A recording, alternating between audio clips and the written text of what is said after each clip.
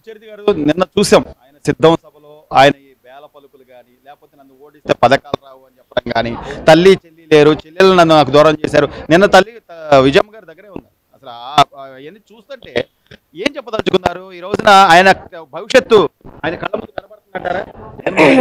మళ్ళీ నాటకానికి తెరలేపాడండి. ఎందుకంటే నిన్న ఇన్ని రోజులు మాట్లాడినాడు. బాబాయ్ హత్య కేసు నిన్న మాట్లాడాడు. మాట్లాడి హంతకుడు ఎక్కడైతే తిరుగుతున్నాడు, హంతకుడు ఎక్కడైతే అరెస్ట్ చేయొచ్చుగా, పట్టుకోవచ్చుగా. ప్రభుత్వం నీదేగా. ప్రభుత్వాన్ని నీవు ప్రభుత్వం ఉండి నువ్వు పట్టుకోలేక ఎదరాల మీద పడి ఏడవడం ఎందుకు? హంతకుడు ఎక్కడైతే తిరుగుతున్నాడు, ఎక్కడ నీకు తెలుసు అనమాట. హంతకుడు ఎవరు తెలిసినప్పుడు నీ పక్కనే పెట్టుకున్నావుగా, నీ పక్కనే ఉన్నాడుగా హంతకుడు అనుకుంటా. మరి ఎందుకు అరెస్ట్ చేయట్లా? మీరు హంతకుడు ఎందుకు అరెస్ట్ చేయట్లా?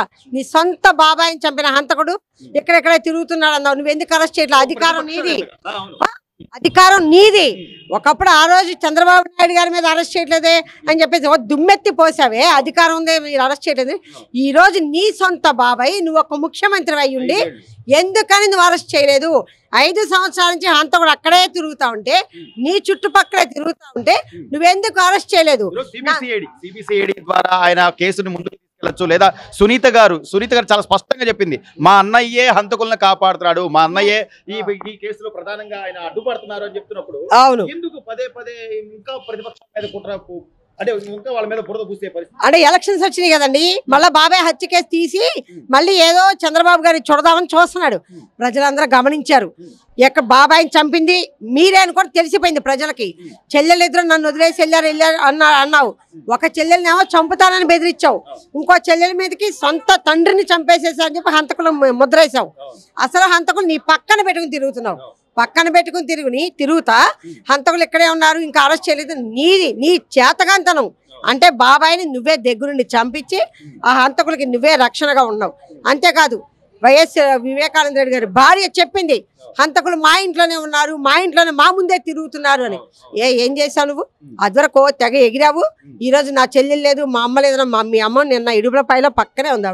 ఆవిడ పక్కనే ఉంది. ఒక చెల్లెలనేమో తరిమేసావు తెలంగాణకి, ఒక చెల్లెల మీద మర్డర్ కేసు పెట్టేశావు.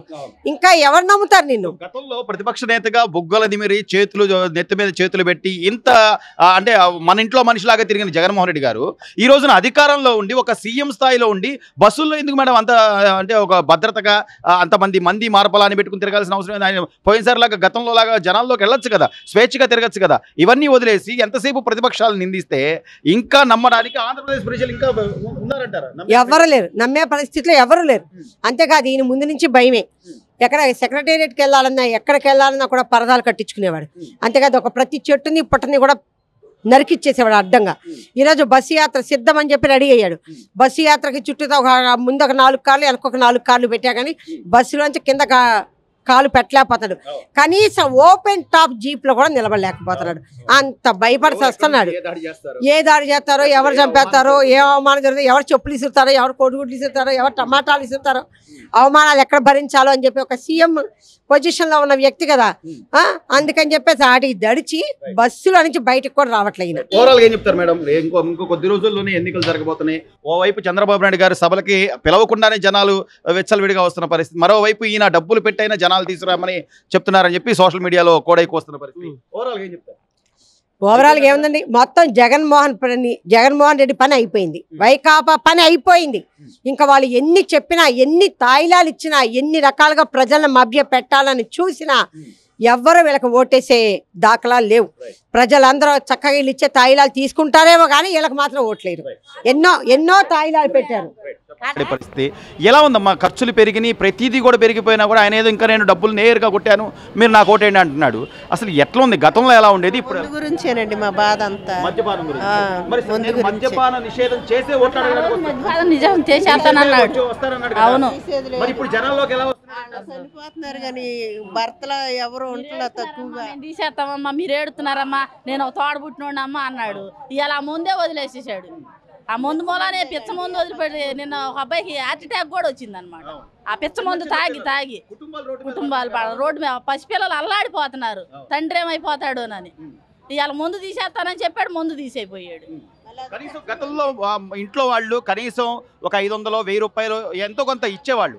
ఇప్పుడు అసలు అలాంటి పరిస్థితి రూపాయి ఎత్తవే లేదండి మగోళ్ళు అనేది. ఎదురు తీసుకెళ్ళిపోతే ఇంకా మా దగ్గర ఎదురు తీసుకెళ్ళిపోతే లాగి తన్ని లాగి ఎదురు తీసుకెళ్ళిపోతే ముందు ముందుకు లేదు, పని లేదు. ఆరోగ్యాలు పాడైపోయి, కిడ్నీలు పాడైపోయి, లివర్లు పాడైపోయి, మళ్ళీ వాళ్ళకి మేము సేవలు చేయాలి. మరి ఇంకా నమ్మండి నన్ను, ఇంకో ఛాన్స్ ఇవ్వండి, ఇంకా నమ్మండి అంటున్నాడు ఆయన. ఈ ఛాన్స్ లేదేం లేదయ్యా. అసలు ఓటు అనేది వేసే పనే లేదు అసలే. సొంత చెల్లి కాదు కదా, ఎవరు చెప్పినా రాయాలన్నాడు. మీరు నా సొంత తోడబుట్టినోళ్ళు అని ఏమీ లేదు అక్కడ.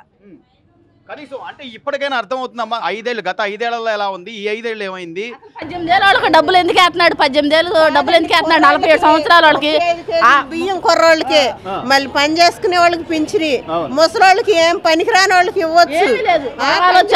ఆ పిచ్చ ముందు తాగి మంచాన్ని పడ్డ వాళ్ళకి ఏమీ లేదు.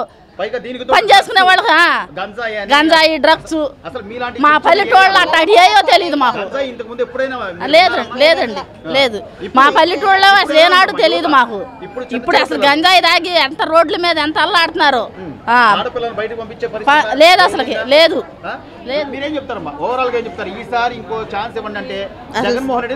అసలు మేము అస్సలు